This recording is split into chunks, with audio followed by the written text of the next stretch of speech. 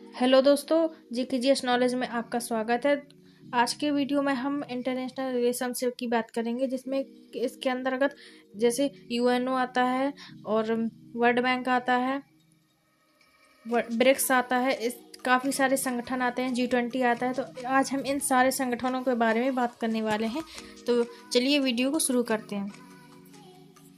यहाँ आप देखेंगे इंटरनेशनल रिलेशनशिप, जिसमें कि यहाँ पर है पहली दुनिया। अमेरिका तथा उसके सहयोगी देशों को हम पहली दुनिया कहते हैं। दूसरी दुनिया किसे कहते हैं? जो रूस तथा उसके सहयोगी देश होते हैं उसे दूसरी दुनिया। तीसरी दुनिया वैसे विकासशील देश जो किसी गुट में नहीं गए, उसे तीसरी दुनिया कहते हैं। ये जब की बात है जब वर्ल्ड वॉर फर्स्ट हुआ था। मैंने एक वर्ल्ड वॉर फर्स्ट की वीडियो भी बनाई है, जिसमें किस कारण से वर्ल्ड वॉर हुआ था और किन देशों के बीच में हुआ था, ये सारी जानकारी मैंने उस वीडियो में दी है। तो आप उस वीडियो को ज़रूर जाकर देखिएगा। उसका लिंक मैं इस वीडियो के आई बटन में दे दूंगी या डिस्क्रिप्शन में डाल दूंगी, तो आप वहाँ से भी देख सकते हैं। तो हम देखते हैं राष्ट्र संघ के बारे में। राष्ट्र संघ के बारे में, लीग ऑफ नेशन। प्रथम विश्व युद्ध जब पूर्णता हुआ था 1919 के वर्साय की संधि के द्वारा, जब वर्ल्ड वॉर फर्स्ट हुआ था, तो उसे रोकने के लिए ऑस्ट्रिया में जो फर्डिनेंड था, तो उसके कारण वर्ल्ड वॉर फर्स्ट हो गया था। तो 1919 में इसे रोकने के लिए वर्साय की संधि हुई थी पेरिस में। तो वर्साय की संधि के तहत इसे समाप्त हुआ था। इसके समाप्ति के बाद अमेरिका के राष्ट्रपति वुड्रो विल्सन ने जिनेवा में लीग ऑफ नेशन की स्थापना की और 10 जनवरी 1920 को किया। यह लीग ऑफ नेशन उस समय विश्व में से मलेरिया उन्मूलन में सबसे बड़ी भूमिका निभाई। लीग ऑफ नेशन के पास अपनी कोई सेना नहीं थी। इसका मुख्यालय जिनेवा तथा सभी कार्यालय भी जिनेवा में थे। जब वर्ल्ड वॉर फर्स्ट हुआ था, तो अब आगे वर्ल्ड वॉर 2 ना हो, इसे रोकने के लिए अमेरिका के राष्ट्रपति वुड्रो विल्सन ने ये लीग ऑफ नेशन की स्थापना की थी। इसके आगे हम देखते हैं, जिस देश को उसका सदस्य बनना था उसे अपनी संसद से पहली अनुमति लेनी होती थी।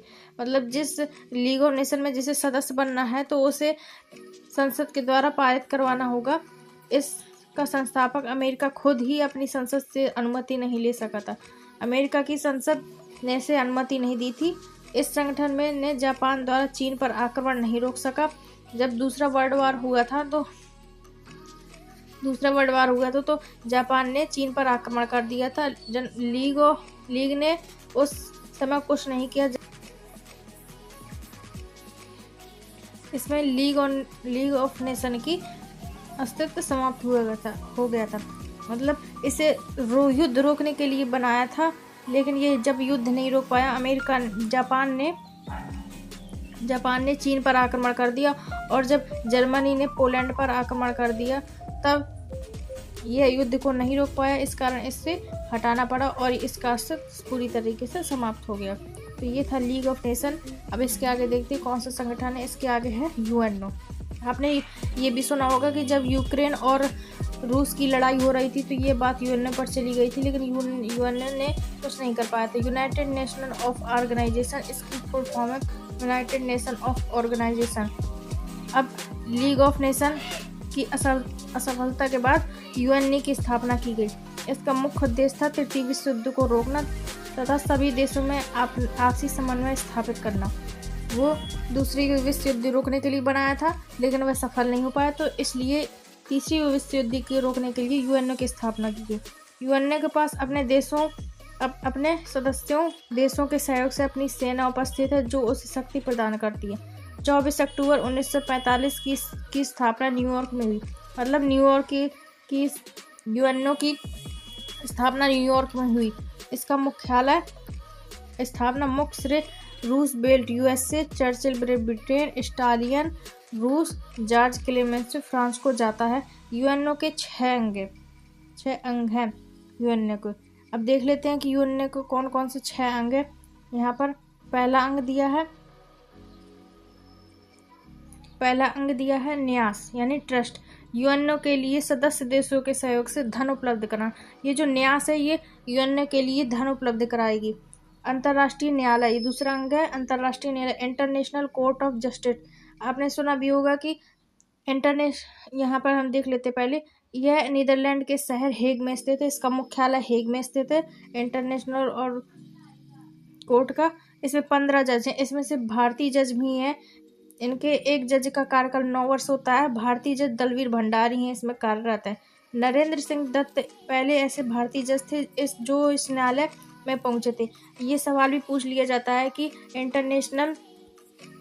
इंटरनेशनल कोर्ट ऑफ जस्टिस के भारत की तरफ से कौन जज हैं, तो आप लोग याद रखेंगे दलवीर भंडारी हैं, जो कि इंटरनेशनल कोर्ट के जज हैं। जब विदेशी मामला होता है तो वहाँ पर दो देशों के बीच की सुलवाही के लिए अंतर्राष्ट्रीय कोर्ट को अपनाया जाता है। अब तीसरा जो अंग है वो तीसरा अंग है सचिवालय, सेक्रेटरी। यूएनओ के सभी कार्यों का सचिवालय के अधीन आते हैं। महासचिव इस सचिवालय पर निगरानी रखता है। पुर्तगाल के एंटोनियो गुटरेस वर्तमान महासचिव हैं। एंटोनियो गुटरेस जो यूएनओ के हैं वे सेक्रेटरी हैं। नॉर्वे के त्रिम्बॉली इसके पहले महासचिव थे। घाना के कोफी अन्नान तथा दक्षिणी कोरिया के वान कीमो 2 बार से महासचिव रहे। महासचिव का कार्यकाल 5 वर्ष होता है।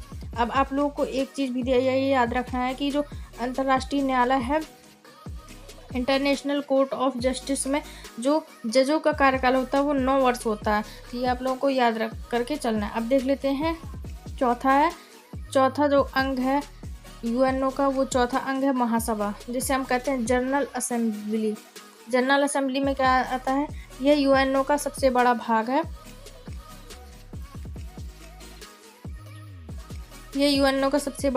यूएनओ के सभी सदस्य देश की महासभा का सदस्य हैं। इसे विषय का लघु संसद भी कहा जाता है।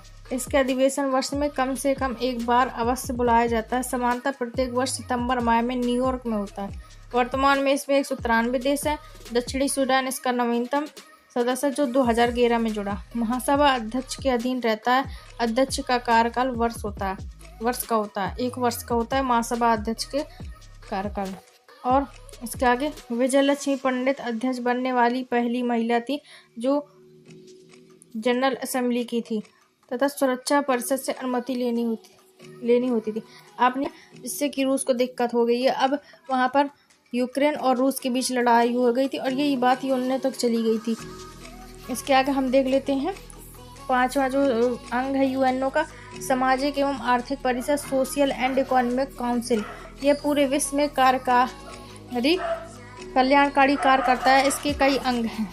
अब देख लेते हैं जो सामाजिक आर्थिक है इसके अंतर्गत क्या क्या आता है। ये आप देखेंगे अंतर्राष्ट्रीय श्रम संगठन। ये आप लोगों को मुख्यालय जरूर याद रखना है क्योंकि पूछ लेता है कि इनके मुख्यालय कहाँ हैं। तो चलिए एक एक करके देख लेते हैं। जैसे अंतर्राष्ट्रीय श्रम संगठन का मुख्यालय जिनेवा में है। इसकी स्थापना 1919 में हुई थी। अब जूम कर लेते हैं, बड़ा कर लेते हैं ताकि आसानी से देखें। इसके आगे और देखेंगे। इसके आगे जो दूसरा अंतर्राष्ट्रीय नागरिक उड्डयन संगठन, इसका मुख्यालय मॉन्ट्रियल में है और इसकी स्थापना 1944 में हुई थी। तीसरा है संयुक्त राष्ट्र संघ एवं कृषि संगठन, इसकी मुख्यालय रोम में है और इसकी स्थापना 1945 में हुई थी। अंतर्राष्ट्रीय मुद्रा कोष IMF, जब देशों के पास धन घट जाता है तो वो IMF से लोन लेती हैं। तो इसका मुख्यालय वाशिंगटन डीसी में है और इसकी स्थापना 1945 में हुई थी। वर्ल्ड बैंक से भी लोन लेते हैं देश, तो इसका मुख्यालय भी वाशिंगटन डीसी में, इसकी स्थापना भी 1945 में। यूनाइटेड नेशन और चिल्ड्रंस फंड यूनिसेफ जो बच्चों के बारे में कुछ योजनाएं बनाती है, उसका मुख्यालय भी न्यूयॉर्क में है। इसकी स्थापना 1946 में हुई थी। विश्व स्वास्थ्य संगठन WHO, जिसे आजकल सभी देश इसे फॉलो करते हैं। WHO सभी जो घातक बीमारी आने वाली होती हैं उनके बारे में सूचना करती है। तो विश्व स्वास्थ्य संगठन का मुख्यालय कहाँ है, जिनेवा में इसका मुख्यालय है। इसकी स्थापना 1948 में हुई थी। विश्व मौसम विभाग का मुख्यालय जिनेवा में है और 1991 में इसकी स्थापना हुई थी। अंतर्राष्ट्रीय परमाणु ऊर्जा, जिसमें कि बम या हाइड्रोजन बम बनाए जाते हैं, तो इसकी मुख्यालय वियना में है, ऑस्ट्रिया के, और ये 1957 में बनी थी। अंतर्राष्ट्रीय समुद्री व्यापार संगठन, जो समुद्र में व्यापार होता है उनके में संगठन है, तो ये इसका मुख्यालय लंदन में है और ये 1958 में इसकी स्थापना हुई। आगे देख लेते हैं। आगे संयुक्त आगे देखते हैं। संयुक्त राष्ट्र विकास कार्यक्रम यूएनडीपी, इसका मुख्यालय न्यूयॉर्क में है। इसकी स्थापना 1965 में हुई। संयुक्त राष्ट्र औद्योगिक विकास संगठन, इसका मुख्यालय वियना में है, ऑस्ट्रिया में। इसकी स्थापना 1966 में हुई। संयुक्त राष्ट्र जलवायु परिवर्तन फ्रेमवर्क कन्वेंशन यूनिफेस, इसकी स्थापना बॉन जर्मनी में हुई। 1900 स्थापना में इसकी स्थापना हुई। 1992 में विश्व व्यापार संगठन WTO, इसका मुख्यालय जिनेवा में है। 1995 में इसकी स्थापना हुई। संयुक्त राष्ट्र मानव अधिकार परिषद, इसका मुख्यालय जिनेवा में है। इसकी स्थापना 2006 में। यह विज्ञान के क्षेत्र में कलिंग पुरस्कार देता है। जो विज्ञान के क्षेत्र में अच्छा काम करते हैं तो उनको ये कलिंग पुरस्कार देता है। अब इसके आगे और देख लेते हैं। इसके आगे 5वां अंग है सुरक्षा परिषद, सिक्योरिटी काउंसिल।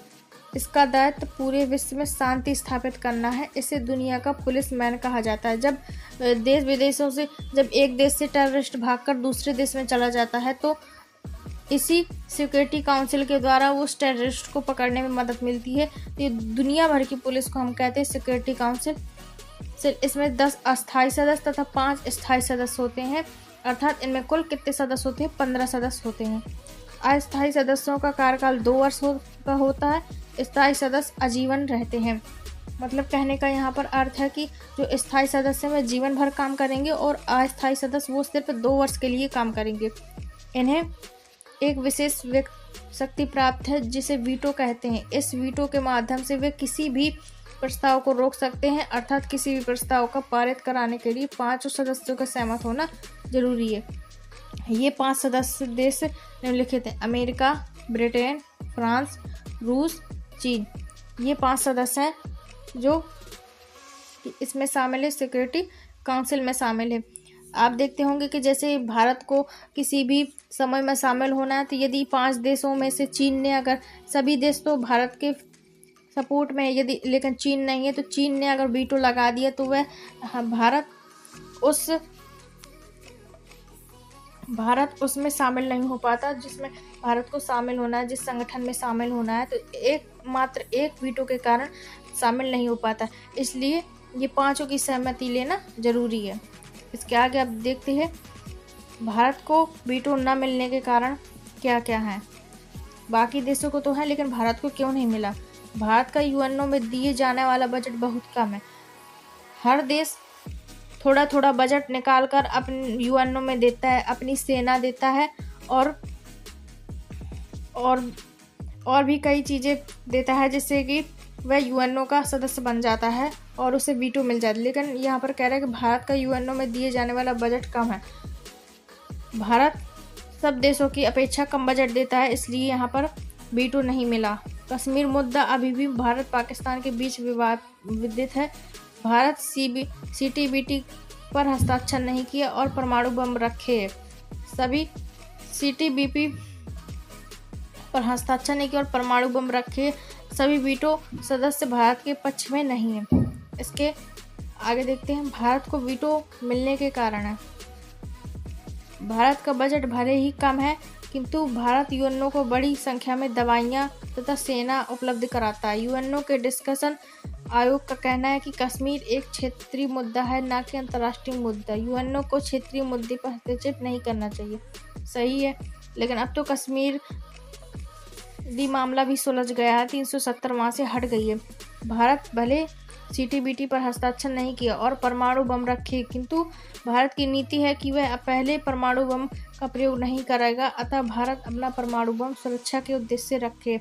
इनका कहना है कि CTBT पर हस्ताक्षर करने के बाद कोई भी देश अपने देश में परमाणु बम नहीं रख सकता है। लेकिन भारत कहता है कि यदि हम परमाणु बम रखे हैं तो जब हमारे पास सामने वाला परमाणु बम चलाएगा तो हम भी उस पर चलाएंगे, वरना हम नहीं चलाएंगे।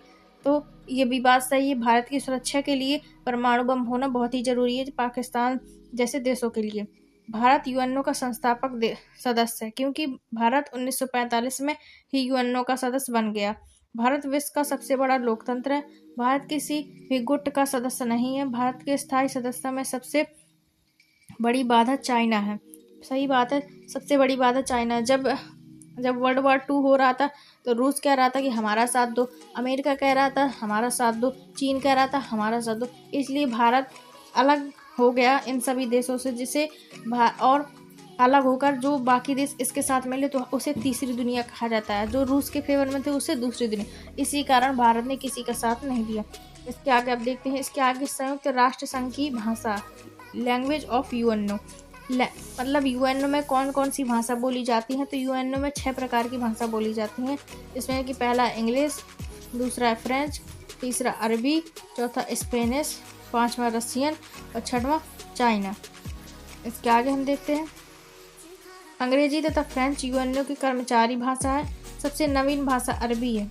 अब आता है हमारा G4। पहले जब G20 नहीं हुआ था तब G4 चलता था, जिसमें कि 4 सदस्य थे। इस 4 देशों का संगठन है जो संयुक्त रूप से स्थायी सदस्य वीटो की मांग करता है। इनमें 4 देश हैं जो वीटो की मांग करते हैं, उसे हम G20 देश कहते हैं। G20 नहीं, मतलब G4 देश कहते हैं। लेकिन अब G4 का रूप अब बड़ा होने लगा है। G4 पहले देख लेते, इसके आगे हम G7 और देखेंगे। इसकी स्थापना 2005 में हुई, जिसमें कि पहला ब्राज़ील, जर्मनी, भारत और जापान 4 देश शामिल थे, इसलिए इसे G4 कहा गया। जर्मनी का विरोध भी है रूस है। जापान का कट्टर विरोधी चीन है। चीन का भारत विरोधी, मतलब जो एक दूसरे के विरोधी कट्टर थे, उन्हीं ने सब मिलाकर एक G संगठन बनाया, जिसे G4 के नाम से जाना जाता है। ब्राज़ील का विरोध करने वाला इस ग्रुप में कोई नहीं है। दक्षिणी अमेरिका में ब्राज़ील आता है और उस महाद्वीप में किसी के पास वीटो नहीं है। अब इसके बाद ये धीरे धीरे बढ़ता गया, बढ़ते बढ़ते यहाँ पर G7 बनाया। G4 से G7 हो गया, जिसमें कि 3 सदस्य और नए शामिल हो गए। इसकी स्थापना 1975 में हुई। 7 विकसित देशों का एक संगठन है, जिसमें Canada, UK, Germany, Japan, USA, France, Italy, इसमें G7 हो गया। इसके आगे पहले इसमें रूस भी आता था, तब इसका नाम G8 था, लेकिन रूस को हटा दिया गया तो G7 बचा। अब यहाँ पर G20 हो गया। धीरे धीरे यह ग्रुप बढ़ता गया और यहाँ पर G20 बन गया। G20 इसकी स्थापना 1999 में हुई। यहाँ 20 देशों के केंद्रीय बैंक के गवर्नर का बैठक होता है। अब यहाँ पर देखिए, ये एक संगठन है NPT संगठन क्या करता है, इसका काम है न्यूक्लियर नॉन प्रोलिफरेशन ट्रीटी। इसकी स्थापना 1968 में हुई। इस संधि पर हस्ताक्षर करने वाले देश इस बात को स्वीकार करते हैं कि 1974 से पहले परमाणु बम जिन देशों के पास था वे परमाणु बम रख सकते हैं, बाकी के देश नहीं रख सकते। NPT के अनुसार अमेरिका, यूके, फ्रांस, रसिया, चाइना यही परमाणु संपन्न देश है। भारत ने इस संधि पर हस्ताक्षर नहीं किया। अब NSG कौन सा संगठन, न्यूक्लियर सप्लायर ग्रुप। इसकी स्थापना 1974 में हुई। यह 48 देशों का संगठन है, जिसके पास यूरेनियम का प्रचुर भंडार है। यह शांतिपूर्ण कार्य बिजली उत्पादन के लिए यूरेनियम उपलब्ध कराता है। यह उन्हें ही यूरेनियम देता है जो NPT पर हस्ताक्षर किए हैं। भारत इसका सदस्य बनना चाहता है ताकि ये यूरेनियम ले सके, किंतु चाइना भारत का विरोध करता है। जब तक NSG के 48 सदस्य सर्वसहमति से किसी सदस्य को मान्यता नहीं देते, तब तक उस NSG का सदस्य नहीं बनाया जा सकता है। CTBT क्या है, इसकी स्थापना 1996 में हुई। यह संधि जल, थल, वायु में नाभिकीय परीक्षण पर रोक लगाता है। भारत पर हस्ताक्षर नहीं किया। भारत ने इस पर हस्ताक्षर नहीं किया। भारत भूमिगत परमाणु परीक्षण किया है। 18 मई 1974 को भारत ने अपना पहला परमाणु बम लॉन्च बनाया था। इसका कहना है कि जल, थल, वायु में नाभिकीय परीक्षण पर रोक लगाता है। वो कहता है कि यदि कोई CTBT पर हस्ताक्षर नहीं करता तो जल, थल, वायु में परीक्षण नहीं करेगा, लेकिन भारत ने जमीन के अंदर परीक्षण किया, जिसके कारण ये इसमें तो लिखा ही नहीं है कि वह जमीन के अंदर भी नहीं परीक्षण कर सकता, लेकिन भारत ने जमीन के अंदर किया। इसके आगे परीक्षण किया जिसका कोड नाम जिसका कोड नाम स्माइलिंग बुद्धा था। मतलब जो हाइड्रोजन बम बनाया था, परमाणु बम, भारत ने, उसका नाम स्माइलिंग बुद्धा था। यह क्वेश्चन पूछ सकता है उसमें परीक्षाओं में। यह परीक्षण पूर्णतः सफल नहीं था। 11 तथा 13 मई 1998 को भारत ने अपना दूसरा परमाणु परीक्षण किया।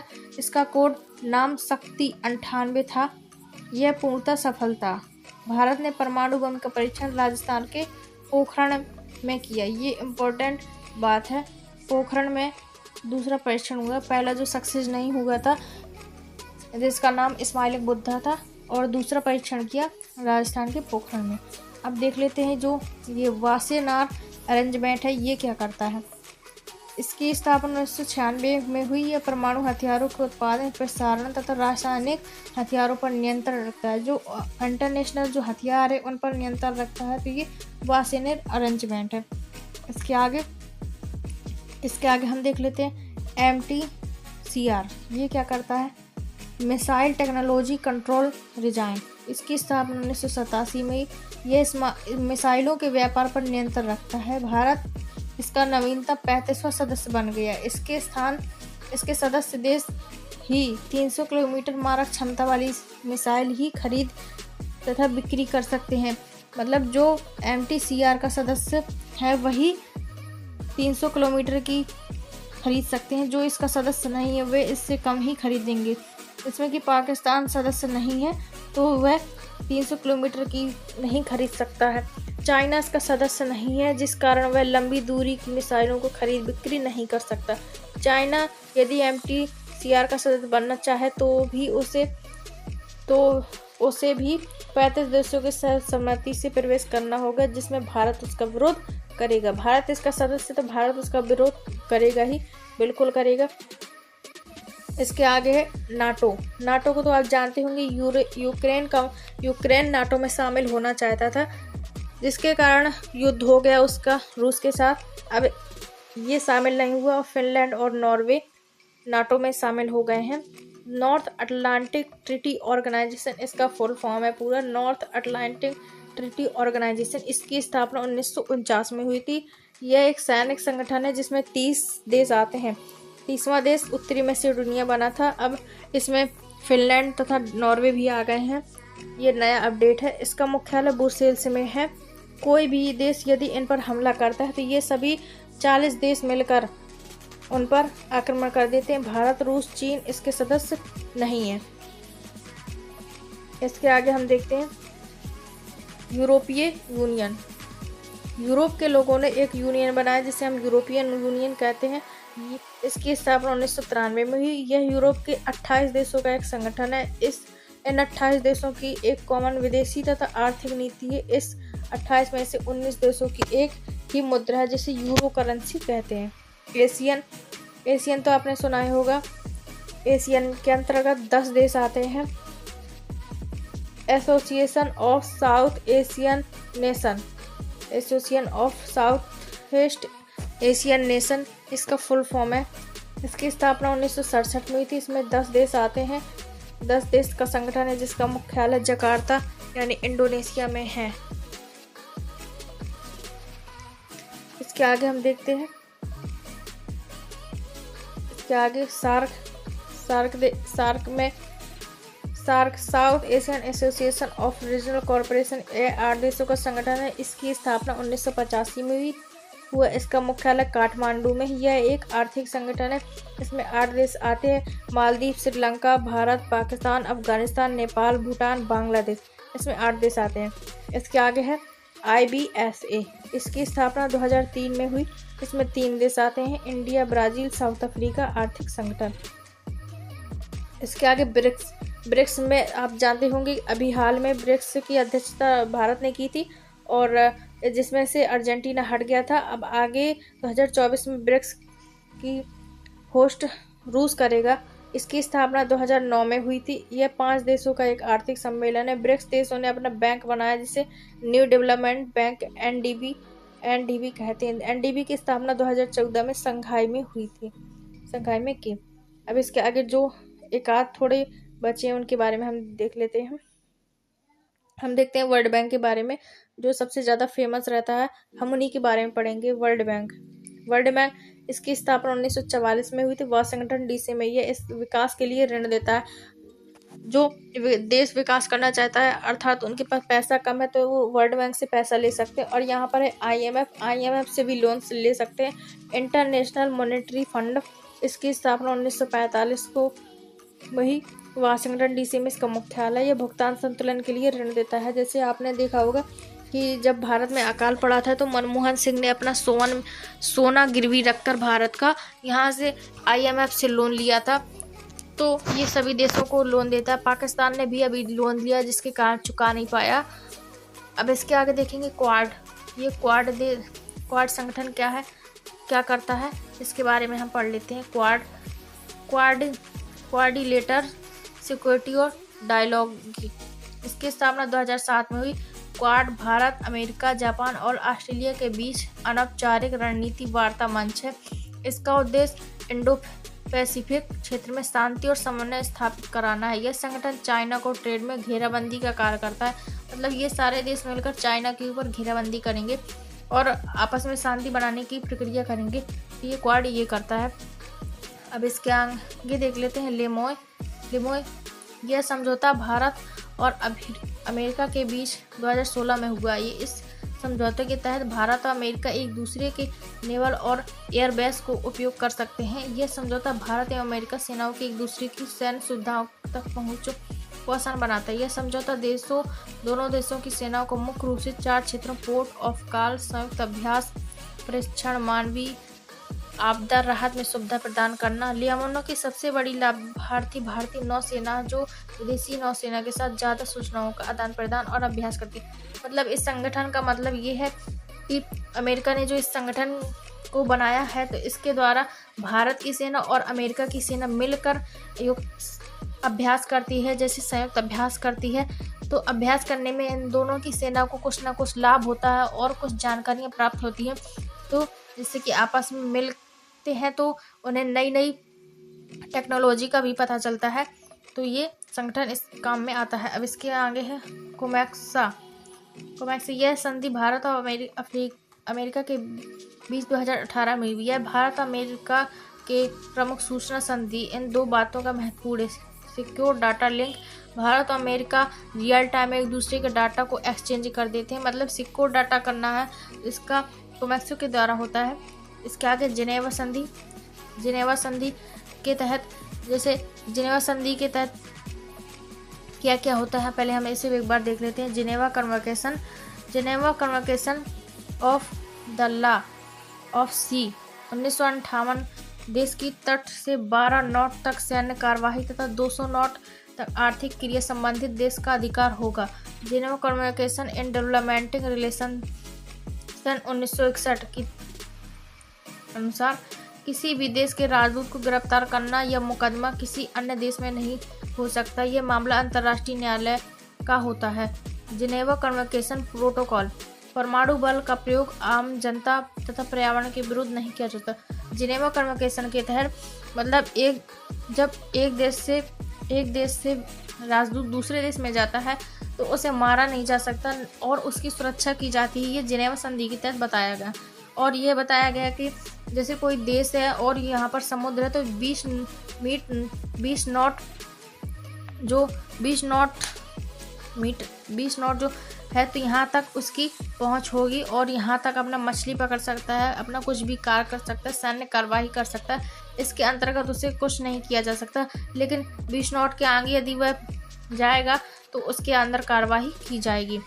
और एक ये भी बताता है कि जो परमाणु बम है वह जनता के ऊपर नहीं प्रयोग किया जाएगा और पर्यावरण को नुकसान नहीं पहुंचाया जाएगा।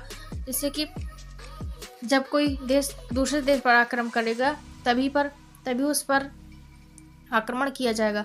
तो फ्रेंड्स, ये थी हमारी आज की इस वीडियो, जिसमें कि हमने कई सारे संगठन के बारे में बात किया और इम्पोर्टेंट संगठन के बारे में देखा, जो अक्सर एग्जाम में पूछे जाते हैं। जैसे जिनेवा संधि के बारे में और UN के बारे में पूछा जाता है। तो आप लोग कमेंट करके बताइए कि आप लोगों को वीडियो कैसी लगी। चैनल पर नए हैं तो लाइक शेयर सब्सक्राइब जरूर करिएगा, और ऐसे ही नॉलेज वीडियो देखने के लिए चैनल को सब्सक्राइब करिएगा। मिलते हैं अगली नेक्स्ट वीडियो में। जय Hind, thank you so much.